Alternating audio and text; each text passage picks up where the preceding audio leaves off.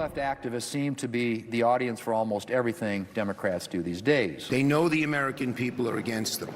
They know that the American people in the House and Senate are favoring our candidates. We have phenomenal candidates, and we'll come together as a family and do what's necessary to flip just a handful of seats that are needed in order to take back control of the House. The Democrat Party is on the verge of an open civil war, and it's a fateful one. I think they're going to pay a real price in the midterms. We're going to win decisively because of that contrast. So here we go now. We are exactly 105 days away from the midterms, and today we reveal our first edition of the Fox News Power Rankings for 2026. And here we go, starting with the Senate. Here's what you need to think about. 4 in the middle, right? Okay. 4 toss-ups here in yellow. We think 48 Democrat, 48 Republican tend to be somewhat solid.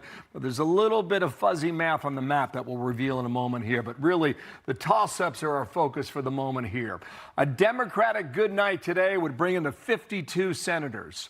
A Republican good night would bring them to 52, and right now they hold that majority at 53. On the map behind me, you see 4 states in yellow now. The 4 states are all toss-ups. One's Alaska. By the way, that's ranked choice voting. It could go a week out in Alaska if we're really that tight come November. Iowa, we have a toss-up. State of Ohio and the state of Maine. Down here in Texas, see that light shade of red, almost sort of a pinkish? That is in a lean Republican category as of today, which takes us to what we consider lean and what we consider lean for Democrats and Republicans. And here's what we got. Alaska toss-up, Iowa, Maine, Ohio, I mentioned that. Texas here in the light pink.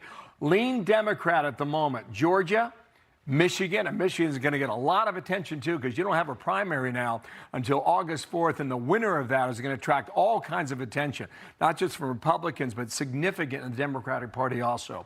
You've got lean Democrat in New Hampshire and also in the state of North Carolina. So that's how we see it on the Senate side as of today. Let's bring in Karl Rove. Dana, we'll talk to him about how he sees the forecast now. Karl, to you. Well, I think you're absolutely right. There's a couple of important distinctions, however. In the Republican seats that are up for grabs, 3 of the 4 seats were won by Donald Trump in 2024 by double digits, Alaska, Iowa, and Ohio. Maine was won by Kamala Harris and is historically Democrat. The Republican there, Susan Collins, is enormously strong. Last time around, she didn't lead in any significant polls. She was down by 6 in the average going into the election and won by 8. So she's strong as an acre of garlic. If they grow garlic in Maine, I don't know.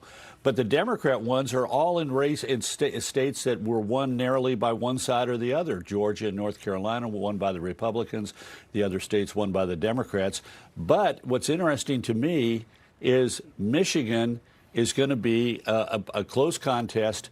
But the Democrats have a big decision to make in their primary. Are they going to go with the more traditional Democrat, or are they going to go with the Democratic Socialist in the form of Abdul al-Sayed? And if he is the nominee, then Mike Rogers, who came within 0.2% of winning the seat 2 years ago, might pick up this seat.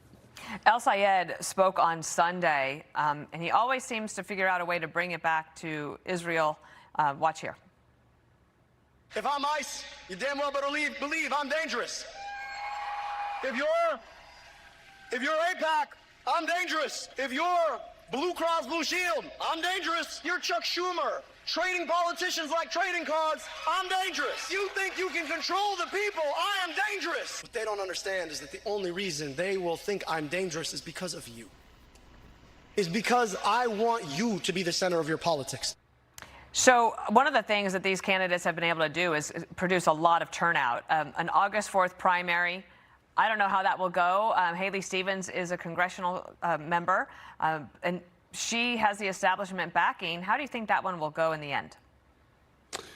Well, if it had been a couple of weeks ago, I'd say al-Sayed would have been the favorite. But here at the end, a third candidate pulled out, and that giving a boost to Stevens. And everybody is climbing into the state, and the establishment types and some of the unions are going for Stevens, and then of course Bernie Sanders and AOC and Elizabeth Warren are going for al-Said. This is a battle for, if you will, for the future of the Democratic Party. And if he does win the nomination in this very critical battleground state, it could have huge ramifications for the future of the party. If he wins in November, that gives a big boost to the Democratic Socialist movement. If he loses, it will be a commentary on how the far left of the Democratic Party is unable to win in battleground states in general elections. It's a fascinating midterm. I mean, more so already, I think, than in recent memory.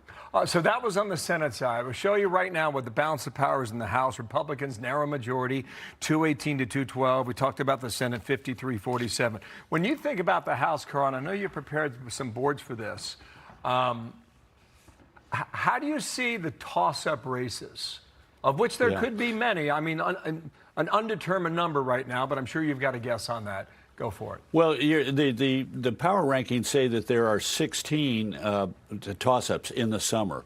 Now, the nature of those toss-ups is going to change. Between now and Labor Day, there's going to be some movement. Some races are going to start to move leaning one side or the other, and other races that today are lean or likely to one party or the other are going to find themselves in the toss-up category. But I went back and looked at this. The party out of power, what's its win rate in the summer toss-up seats?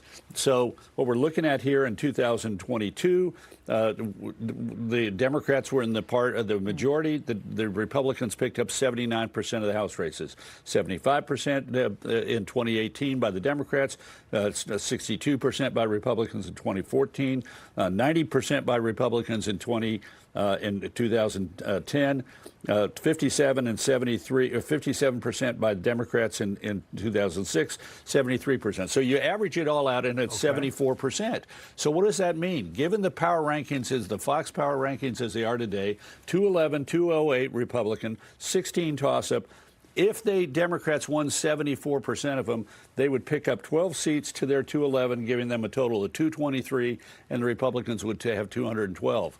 But that's where we are with the summer toss-ups. We got to look again at this after we get past Labor Day and look at the toss-up rankings at that point and check what the win rate for the party out of power is in order to get a sense of what the Democrats may or may not pick up this fall. Karl, what will be the #1 difference maker for these toss-ups? Is it money, endorsements, enthusiasm, issues? What are you paying attention to?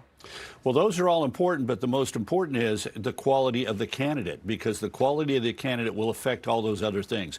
A good candidate will tend to raise more money. A good candidate will tend to run ahead of their party.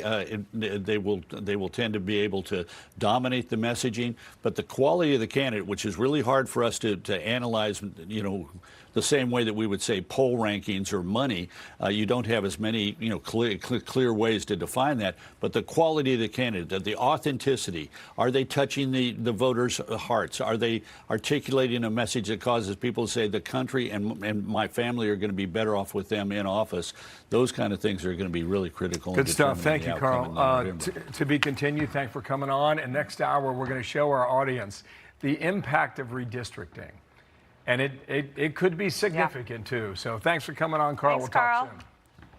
Thank you. Appreciate it. And if you want a little bit more on the midterms, check out Perino on Politics. This week, my guest was Matt Whitlock. It's available wherever you download podcasts. How was Whitlock? Great, funny, very funny. Nice. Be sure to like and subscribe for all the Fox News latest on YouTube and catch full shows streaming now on Fox One.